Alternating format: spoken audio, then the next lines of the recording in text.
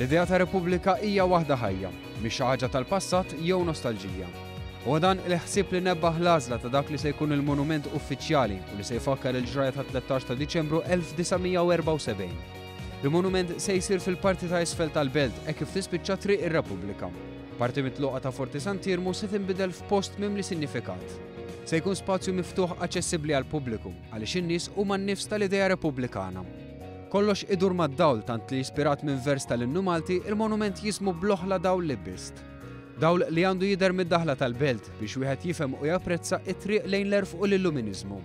L-idea li n-nies jersqu leħ u Malta Repubblika tħaddanhom magħha mingħajr ebda diskriminazzjoni. Il-mod kif se jkun mibni juri wkoll moviment għaliex ir-Repubblika hija xi ħaġa ħajja, ħielsa u li tippermetti l-poplu jiżviluppa. Ix-xogħol magħżul wara sejħa iktar kmieni din is-sena huwa tal-artist Austin Camilleri.